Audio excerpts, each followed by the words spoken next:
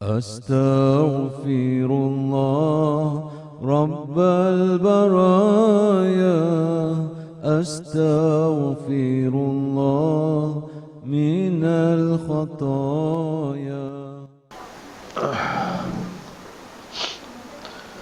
Assalamualaikum warahmatullahi wabarakatuh.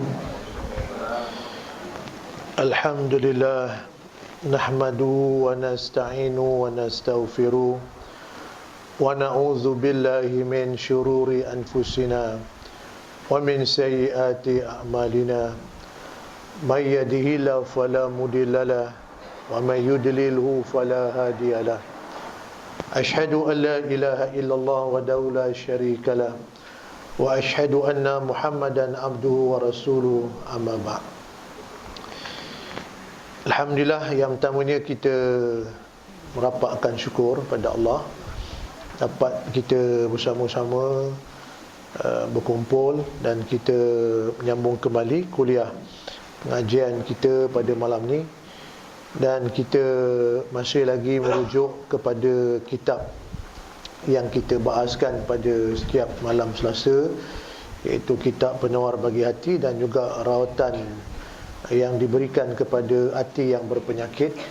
Jadi mudah-mudahan kita dapat bersama-sama untuk kita memperbaiki hati kita agar hati kita sentiasa diperbarui dan kita sentiasa menjadikan hati kita selamat dan dapatlah kita kekuatan untuk kita mengamalkan perintah-perintah Allah dan juga kita meninggalkan larangannya.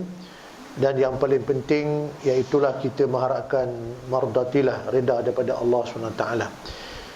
Jadi kita menyambung kembali pada kitab kita, iaitu kita masih bincang dalam bab memuji, yang mana memuji yang telah pun kita bincang dan kita bahaskan, iaitu dia dicegah kerana bimbang takut memberikan kemudaratan, kebinasaan kepada orang yang dipuji dan juga pada kita yang memuji ini. Namun demikian, kata pengarang, ada juga pujian-pujian yang disunatkan, seperti mana yang telah kita bincang pada minggu yang sudah, seperti mana pujian Nabi kepada para sahabat, pujian Nabi kepada Sayyidina Abu Bakar, Sayyidina Umar, ini untuk memberikan kekuatan mereka dalam mereka beramal, beribadat, menambahkan kerajinan untuk mereka mentaati Allah. Ini dikatakan pujian yang disunatkan. Kerana para sahabat Nabi ini, tuan-tuan, bila mereka dipuji, mereka tidak jadi orang yang ujub, orang yang sombong, orang yang takabur. Berbeza kita yang biasa ni, kalau orang puji kita menyebabkan kita jadi orang yang angkuh, ujub dan seumpamanya. Itu sebab kita ni kalau puji-pujian tu bimbang takut kita akan datang kebinasaan pada diri sendiri. Jadi pada malam ni kita sambung, kalau saya tak silap, muka yang ke-75, pada perenggan yang kedua tu. Seperti mana kata pengarang, iaitu seharusnya mereka yang dipuji itu mengamatinya dengan pengakhirannya yang ditakuti, kerana kadang-kadang terdapat manusia yang baik pada awalnya, tetapi pada kesudahannya ataupun pada pengakhirannya adalah dalam keadaan yang jahat ataupun yang tidak baik. Jadi kita yang kita khawatir bimbang, tuan-tuan, pasal kita ni iaitu yang paling kita takut, yang paling kita bimbang pengakhiran kita besok. Bila saya kata pengakhiran, maknanya pada saat kita nak meninggal dunia besok, penghujung nanti tu. Kerana kita mengharapkan biarlah yang penghujung tu dalam keadaan yang baik, tapi pada masa yang sama juga kita khawatir, kita bimbang takut penghujung tu tak baik.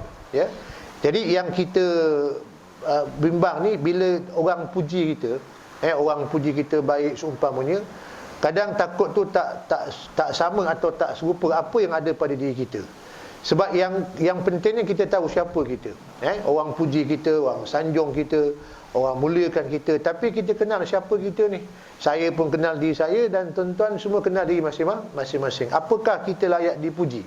Itu persoalannya. Orang duk puji kita, sanjung kita, muliakan kita, angkat kita ke kedudukan yang tinggi. Maka persoalan yang saya kena tanya pada diri saya sendiri dan kita semua, apakah kita ni layak dipuji atau disanjung? Oleh itulah kata pengarang ni, terdapat kebinasaan pada segala amal kebajikan tatkala seseorang itu mengingatkan tentang kejahatan yang ada pada dirinya. Maknanya kalau kita kenangkan kita ada kelemahan, ya, ada kejahatan yang pernah kita buat, keaiban-keaiban kita ni tuan-tuan, kalau Allah dedahkan, susah kita ni. Saya kira kalau saya pun, kita punya keaiban, keburukan Allah Ta'ala dedahkan pada khalaik ramai, dan orang puji kita, orang sanjung kita, orang muliakan kita, orang hormat kita. Tapi kalau orang tahu kita ada kelemahan, orang tahu kita ada keburukan, ada kejahatan yang ada pada diri kita, ini saya nak cakap pun tak ada kekuatan. Kalau orang tahu kita ada kelemahan. Sebab tu bila orang puji kita ni, kita kena banyak istighfar. Seperti mana yang kita bincang, pujian itu yang layaknya kita kembalikan kepada Allah, pencipta yang layak dipuji. Ya, yang saya kerap katakan, kita baca Fatihah, Alhamdulillahirabbil alamin, segala puji bagi Allah Tuhan semesta alam. Kembalikan balik kepada Allah. Orang puji kita, kita istighfar, kembalikan balik kepada Allah. Maka dia perlu menzahirkan kebenciannya. Mana perlulah kita zahirkan kebencian, kita tak suka terhadap pujian-pujian yang diberikan kepadanya, dan kita mesti ada sifat rasa benci dalam hati kita. Sebab itu tuan-tuan, bila kita orang puji ni, dia bila orang puji apa jadi? Kita rasa apa? Rasa gah. Kita rasa kita hebat. Kita ada rasa kita ni ada sifat keakuan. Itu yang datang bila orang puji, kita rasa kita hebat, kita bangga, maka kita jadi kita rasa kita tinggi ni. Maka kalau orang kritik kita, orang tegur, kita tak boleh terima. Itu tanda orang yang sombong. Sebab tu nak baja iman, kalau kita nak kuatkan iman ni, kita orang duk puji, takut iman tu makin merosot. Tapi iman akan dapat dibaja, dapat diperkuatkan kalau orang kutuk kita, orang tak suka pada kita, ya, orang tentang kita. Pasal tu bila Nabi berdakwah, tuan-tuan tahu, dapat banyak pujian ke dapat tentangan? Kita baca kisah Nabi, kisah para sahabat. Bila Nabi berdakwah, ajak orang kepada agama Islam, Nabi dapat banyak pujian ke tentangan? Dapat banyak tentangan. Dapat satu kemarahan, orang tak suka. Baginda Nabi SAW, tentang bila Nabi beramal, beribadat, orang kan puji Nabi Muhammad Al-Amin, Muhammad yang benar, jujur, orang puji Rasulullah. Tapi bila Nabi mula kerja dakwah untuk ajak orang pada Islam, maka Nabi dikutuk. Orang gelar Nabi Muhammad gila, Muhammad majnun, Muhammad ahli sihir, Muhammad ni temberang, tak boleh percaya. Bila Nabi Nabi ni ajak orang kepada Allah Ta'ala, maka Nabi dikeji. Jadi bila dikeji ni tuan-tuan, orang tak suka pada kita, bila kita ajak manusia kepada Allah, maka iman kita dia akan meningkat. Nak meningkat iman ni kena macam itulah. Kalau orang puji kita, sanjung kita, ya, jadi kita jadi makin lama makin lemah iman kita. Pujian tu takut merosakkan diri sendiri. Sebab itulah kata pengarang ni, kita merujuk kepada hadis Nabi. Ya, Nabi berikan peringatan, kata baginda Rasulullah, usud turab fi wujuhil muddakhin. Nabi kata, usud turab fi wujuhil maddahin, maknanya genggamlah kamu akan tanah tu. Nabi kata usud turab, genggam tanah, genggam tanah, fi wujuhil muddahin, dan lemparkan tanah itu kepada siapa? Muka orang yang memuji itu. Yang kita genggam ni, Nabi nak bagi contoh tamsilan tuan-tuan. Kita ni daripada mana? Daripada tanah. Yang Nabi suruh genggam pun tanah juga. Bergenggam tanah dan balingkan, rejamkan kepada orang yang puji kamu. Maknanya tanah tu kena pada tanah. Pasal bila kita orang puji ni tuan-tuan, puji kan, bila dibaling tu, baling tu makna kita bimbang, takut kita ni tak layak untuk dipuji.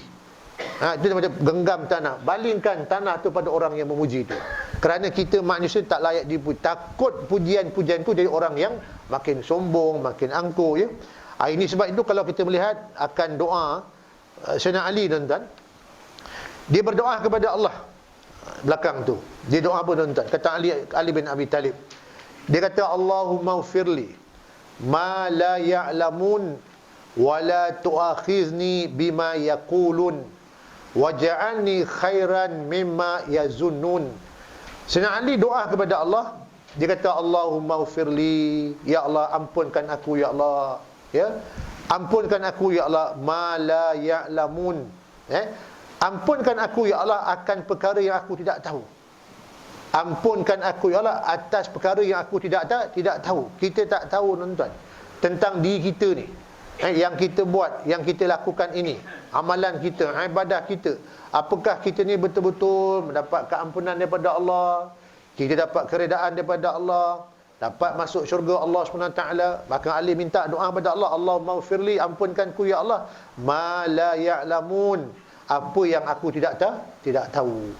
Wala tu'akhizni bima yaqulun, dan janganlah engkau ya Allah ambil kesalahan aku ya Allah disebabkan perkara yang mereka katakan tentang aku. Yang inilah yang saya takut bimbang. Kalau orang tahu aib kita, orang tahu salah kita, kejahatan kita, tuan-tuan, maknanya bila kita punya rahsia dah dibocorkan, ini yang kita takut, kerana orang tahu akan keaiban kita. Maka dia doa kepada Allah, wala tu'akhizni bima yaqulun, apa yang orang katakan tentang kita. Oh, tak sangka dia ni gini-gini, tak sangka nampaknya warak, nampaknya soleh, tapi dia rupanya sifat dia begini-gini. Mana orang tahu yang kita ada benda yang tak baik pada diri kita. Waj'alni khairan mimma yazunnun, dan ya Allah jadikanlah aku ni lebih baik daripada perkara yang mereka sangkakan. Orang sangkakan kita gini kan, orang kata kita gini, orang sangka, tapi mungkin tak betul, ya, orang sangkakan gitu. Maka Ali kata, waj'alni khairan mimma yazunnun, jadikan lebih baik kepada aku ialah apa yang mereka sangkakan. Orang sangkakan kita begini, kita begitu, mungkin tak betul, mungkin tak tepat. Mudah-mudahan sangkaan tu menyebabkan kita jadi benda yang lebih baik pada diri kita. Sebab itulah tuan-tuan, kalau kita menghayati akan doa Sayyidina Ali bin Abi Talib ni, maknanya perlulah kita ni sentiasa meletakkan apa? Meletakkan pengharapan kita, ya. Kita letakkan keyakinan kita, ketakwaan kita hanyalah kepada Allah. Kalau orang kata kita bagus ke, orang kata kita begini-gini, kita balik-balik kepada Allah SWT, ya. Jadi mudah-mudahan, saya ingat dalam tajuk yang kita bincang ni, khususnya saya lah yang bercakap ni, marilah kita bersama-sama agar kita sentiasa, ya, kalau ada orang puji-puji kita atau orang sentiasa sanjung kita balikkan kepada siapa? Kepada Allah SWT. Agar kita tak jadi orang yang ujub, orang yang sombong, orang yang angkuh. Kerana sombong ni tuan-tuan, kita bimbang takut kalau ada sombong tu, ini menyebabkan kita tidak layak untuk masuk syurga. Itu sebab kita baca kisah apa tu? Iblis, kan? Iblis ni tuan-tuan, apabila Allah telah perintahkan kepada semua makhluk di langit, usjudu li Adam, sujudlah kamu semua kepada Adam alaihissalam. Maka semua penghuni langit pasal jadu, semua sujud, tanda taat, tanda patuh atas perintah Allah. Maka semua sujud, melainkan Allah kata illa iblis, melainkan yang tak sujud itu makhluk yang bernama iblis. Maknanya semua makhluk di langit, para malaikat sujud kepada Nabi Adam AS yang baru diciptakan, tanda penghormatan, tanda kepatuhan, taat kepada perintah Allah. Tapi dia seorang tak sujud, namanya makhluk tu iblis. Pasal apa tak sujud, tuan-tuan? Apa sebab? Iblis ni bukan makhluk yang calang-calang, betul tak? Dia punya ibadahnya, maknanya tinggi darjat dia di langit, tinggi makamnya. Tapi disebabkan engkar perintah Allah, kerana ada sifat tu, aba wastakbara. Aba wastakbara mana enggan, dan aba tu dah enggan, wastakbara sombong atau takabur. Kenapa? Pasal rasa dia lebih hebat. Dia rasa dia maknanya makam tinggi, kedudukan tinggi. Sebab itu bila Allah Ta'ala kata aba wastakbar, maka Allah hukumkan dia dan wa kana minal kafirin. Engkar itulah menyebabkan dia dikatakan tergulung dalam gulungan orang-orang yang kafir. Kerana dia rasa gah, dia rasa hebat, dia rasa bangga, kerana dia mengatakan ana khairun min khalaqtani min nar wa khalaqtahu min tin. Ya Allah, aku ni lebih baik daripada Nabi pada Adam tu. Seolah-olah dia kata, tuan-tuan, seolah-olah ni lah maknanya dia kata Adam tu khalaqtani min nar, aku engkau ciptakan daripada api, tapi dia daripada wa khalaqtahu min tin, dia daripada tanah. Maknanya seolah macam dia nak kata patutnya Adam yang tabik kat dia, Adam yang sujud sembah kat dia. Cuma ulama bincang, tuan-tuan, sujud kepada Adam itu bukan makna sujud macam kita sembah Tuhan, tapi sebagai penghormatan makhluk yang baru Allah cipta. Tapi sebab rasa gah, dia rasa hebat, dia rasa dia tinggi makamnya, takkan pula aku daripada api nak sembah pada Adam daripada tanah. Ini sifat ini tuan-tuan. Aba wastakbar. Aba wastakbar ni mana sombong, enggan dan sombong, takabur. Allah cop meterai, Allah cop hukumkan. Wa kana minal kafirin. Dia termasuk orang-orang yang kafir. Dia kekal dalam neraka, masya-Allah. Sebab itulah tuan-tuan, kalau orang duk puji kita bimbang juga, takut ni. Kita ni tak layak dipuji. Takut jadi sombong, jadi gah. Sombong inilah menyebabkan kita ni tak layak untuk masuk syurga Allah SWT. Jadi mudah-mudahan ya kita cubalah amalkan, insya-Allah. Saya pun juga amalkan, insya-Allah. Bila kita belajar, penting nak amalkan ni. Jadi orang yang tawadu, ya. Jadi orang yang yang rendah diri, orang yang sopan santun, tak ada sifat sombong, takabur. Kalau orang puji pun kita balik-balik pada Allah SWT. Jadi insya-Allah mudah-mudahan, saya pun tak nak panjang tajuk ni lah tuan-tuan. InsyaAllah kalau umur panjang, ya, kita akan cuba huraikan pula pada minggu yang berikutnya, minggu akan datang, pada bab yang ketiga. Ini satu sifat lagi, sifat marah namanya. Sifat marah ni yang dicela pada segi syarak. Jadi mudah-mudahan insyaAllah kita ambillah pengajaran pada sifat yang memuji ni, agar kita sentiasa berhati-hati kalau dipuji oleh manusia. Ya, wallahu a'lam bishawab. Bismillahirrahmanirrahim. Alhamdulillahirabbil alamin. Wassalatu wassalamu ala Rasulillah wa ala alihi washabihi ajmain. Allahumma zidna ilman nafi'an. Rabbana atina fid dunya hasanah wa fil akhirati hasanah wa qina adzabannar. Wa sallallahu ala sayyidina Muhammad nabi ummi wa ala alihi wa ashabihi ajmain. Walhamdulillahirabbil alamin. Taqabbalallahu.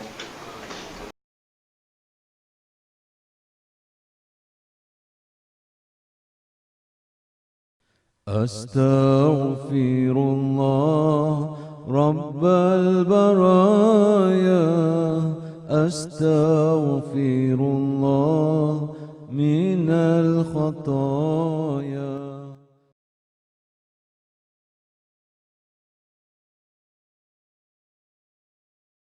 أستغفر الله رب البرايا أستغفر الله من الخطايا